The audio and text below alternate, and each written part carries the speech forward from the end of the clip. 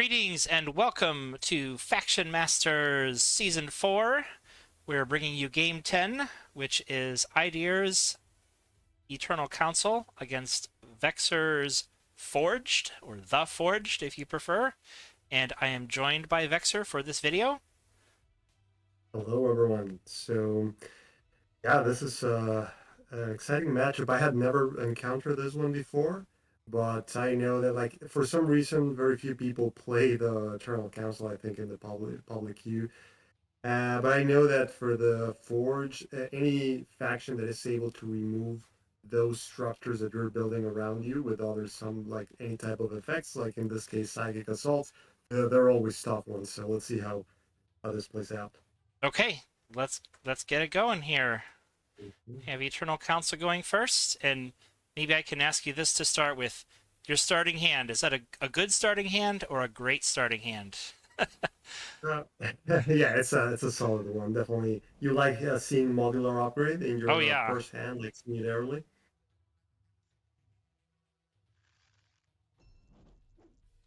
So do you think you're gonna go for Eydir here, give her more boosts, or it's kind of Yeah, like open in there? here, Yeah, if you pause it for a second, like yeah, they yeah. they got the kill there on the Mac cog, and Elia was left a little bit exposed, right? Like they wanted Hydra wanted the boost. And I know he likes to play an aggressive game. Like he prefers that aggressive approach. And the Eternal Council is really dangerous, like dealing with that. So I wanted to take a chance of like getting any hit I could get on her. So here, let's see. So I did go for it. Like I didn't really care that much about the boost because, as you can see, like he's gonna be farming those one way or another. Hmm. So if you have a way of dealing more than like a small attack, like two or something like that, it's always worth taking. That's a good rule of thumb. I'll try to remember that. You gotta get 2 damage at least to Yeah, make it more worth it. more than two exactly at least. So if you're attacking two ranged, it's not a good attack. But here I went all in for that. Like the workshop allow me to do the the +1 and then the modular. I love Awesome. this, like splitting Swap it. it out. Take 3 more, and actually three Yeah, more hits. 303, and then the Mac cog still able to get out of there. So those modular on the Mac cogs allow you to do a lot of things. Okay, and just build Hmm. that last gate. Oh, he's going for it. He's got the Seek Insight Yeah, combo on the second turn already, exactly. Yeah, this was something that surprised me. I was like, "What?" He's like going for and it, the and then I Psychic seen the Assault. sliding goes on. He's got everything. He's got the full Yeah. combo. He's even gonna take one from the sentry here. It looks like. Oh, unless he can just Psychic Assault, strike it down before we get to that point, maybe.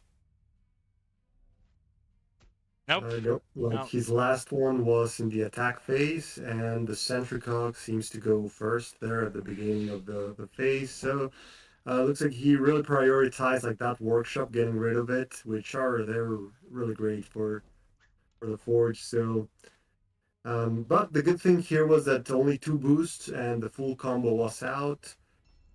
So yeah, at this point, I thought like, well, it's better to chill out a little bit. You don't want to try to rush into that type of area. As the inventor, many times you just go forward and start planting stuff. But in this case, I just went and hang out a little bit in the corner, see how things were around there. Just got the Yeah, he's got no learn, so he can sustain the insight for one more turn only. Unless I hmm guess he's got one more turn to find a learn. yeah, and that Mad Cog keep him busy, and then going to safety. So that's as Very good as very it good. gets. Those type Yeah, of free shots there. but 8 magic here. A lot could come out. Hmm. Could come out a. It looks like he's gonna back up here. He's not even persisting the insight, so it's gonna save those boosts. Yeah, yeah, there were no good targets. Like persisting the insight would have been an attack on the 10 gate, which probably not like the best thing against this faction. So here I'm still being a little bit careful. Like I can't really like just rush forward and plant gates in the middle of nowhere. That's not what you want to be doing. So I just kind of like take it easy here, see what approach he's gonna take. My Blast Forge in there, it's a little bit exposed. So I knew like he was gonna do that, but there wasn't really much I could do if it was a ranged unit. But he starts advancing slowly with everyone. Like he just lined them up. So it's at some point. Oh, there's the learn. Mhm. Uh, Which in this matchup, it's not an issue. There's nothing really to steal. yeah, it's just more boosts for him. Hmm. Okay, but in here the Macogs are really good in this matchup, as you don't want to give them like a lot of targets. So in there, I just wanted to soften up the Sage. I knew that Blastforge was not gonna make it. So in here, if I managed to get the 2 out of 2, that would allow me to take another shot at Eddie, and I was definitely I'll take any shots I can get. Hmm. Now see, at 5 health, you gotta start being really careful. Hmm. That's not fun if your Eternal Council and Edia's got such low health so early in the game. Well, I should say mid game by now. You guys both have a lot of magic built up. Hmm. Yeah, but it definitely makes those combo plays a lot harder. So at this point, I feel a bit more comfortable at 5, as I know the combo will be harder. So here it's time to rush forward. Like that gate there doesn't allow me to just keep staying back, because now his units can just come out from there and just reach me all the way to the back. So it was at least I had been preparing my big units and the magic to drop 2 at the same time and take one more at the idea there with the Ember Cog. Like you just get some amazing range there with your attacks. So you can see there it's interesting. So I was like 5 spaces away from Edia, right? Like you would think I'll like just Edia, okay, pause I'm it pretty for a far from minute. that. Yeah, And between the rushing forward, planting it, and then the diagonal attack. yeah. So in there, like the Blast Force didn't get the kill, but at least it's now one building something from dying the knight. Then the Mad Hawk cleaned up the other one. So now I feel like I have a good defense here. If he doesn't the combo again, he can get rid of the Ember Cog. Like he can just kill it with Psychic Assault, but he wouldn't be in a safe spot afterwards to prevent the Inventor just rushing to him. So at this point, if I think I have defused the combo. So let's see. All right, let's see what happens.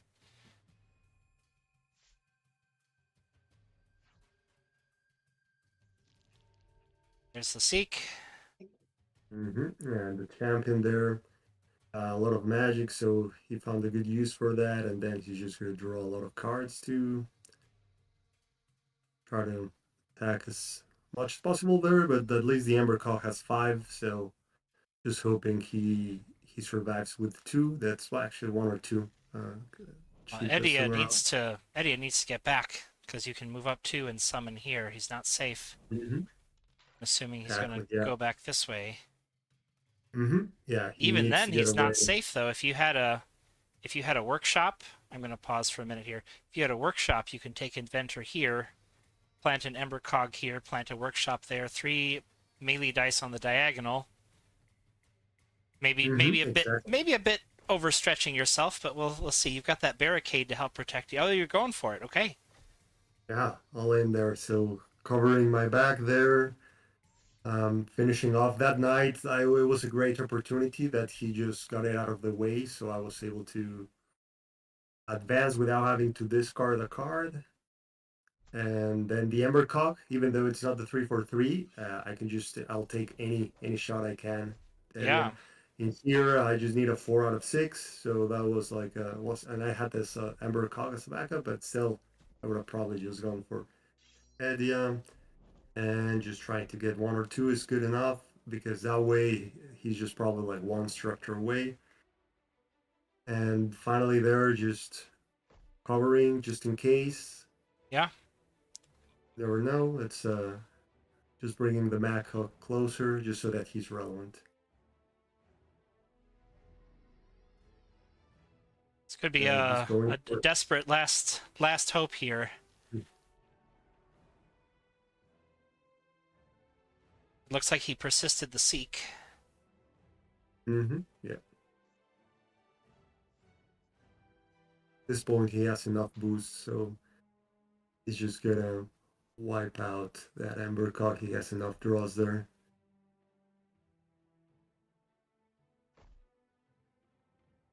And he has 2 advisors to escape still, so Hmm. he'll be able to get pretty far away. Yeah, could get to the corner, or this spot here is pretty safe with that barricade. It's limiting your movement a fair bit, but I would go to the corner. Mm-hmm.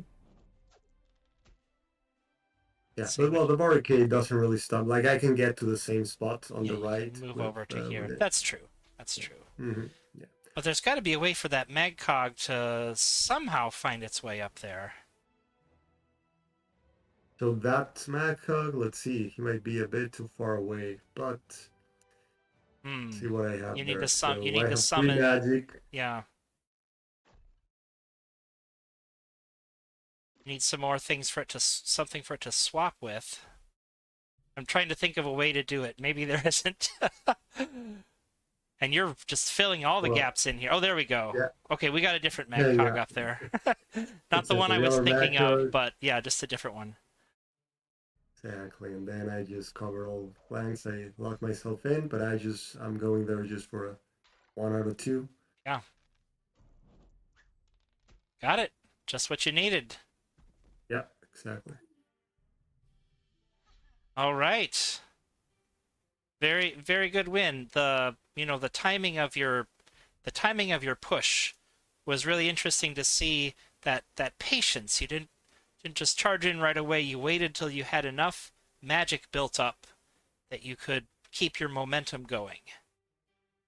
Yeah, exactly. I had to be very patient. Was really thinking about all the possibilities of the council. I know how like surprising and devastating they can be. Like many times you think like, oh yeah, this is a good position, I'm safe, and suddenly like with those advisors, like they get the extra movements and they can do all type of things. So yeah, I was being very careful there, just waiting for the right time. You always have to be thinking about like the combo. Like if they do that, how can they get you?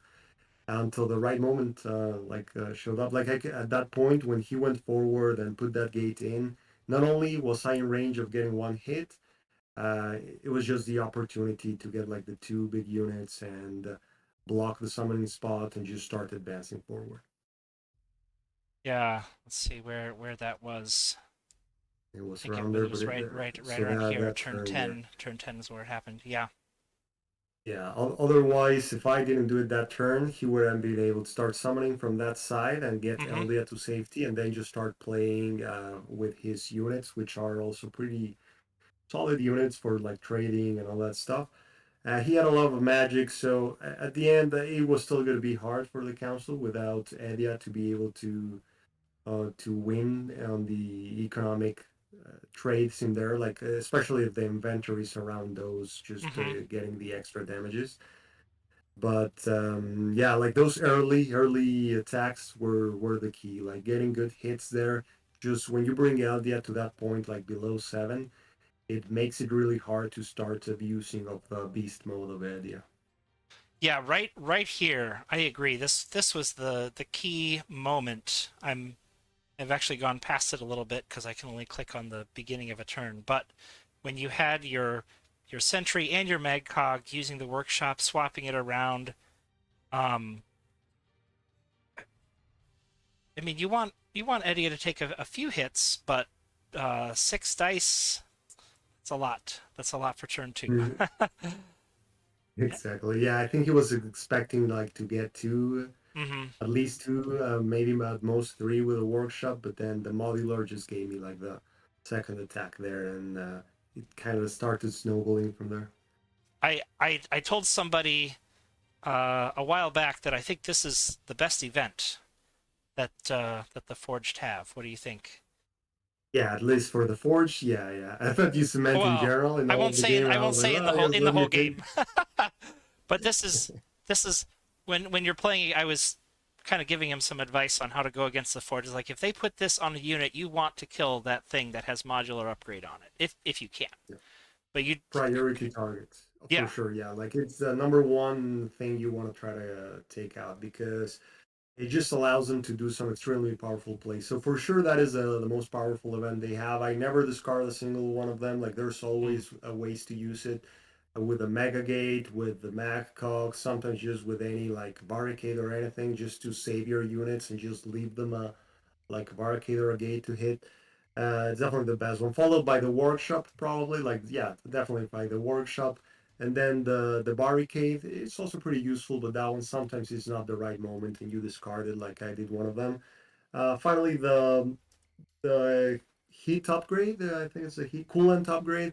That one, it's a pretty bad event. I discard it almost every time Hmm. because you don't really get much value out of it. If you think about it, like it gives you very little. Like it's usually one life, and even with that one life, the next attack many times kills the unit or leaves it almost dead. Like one more attack from that. So I really only use it in champions. I do like it in champions when you have them in Okay. a decent position and then put that so that they can start just moving around.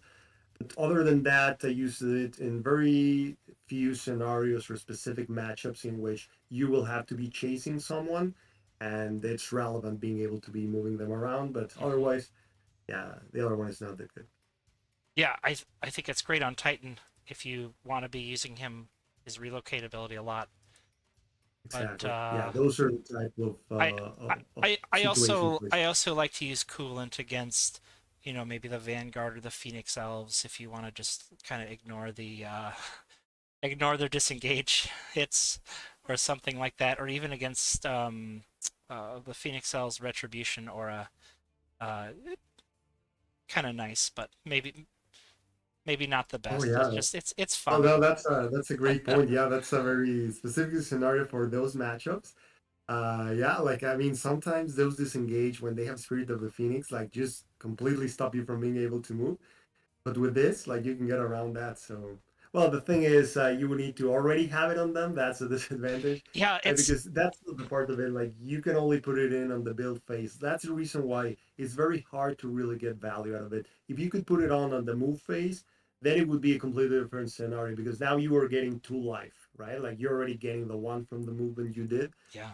and the other one. But the build phase is really more of a long term play that you're putting it in something that you know is going to be around for at least a couple turns for it to be worth it. Okay. Yeah, Well, thanks for your insight, Vexer, and good luck in the next round. perfect. Thank you. Thank you. And See thanks you to all around. our viewers. We'll see you next time for more Faction Masters.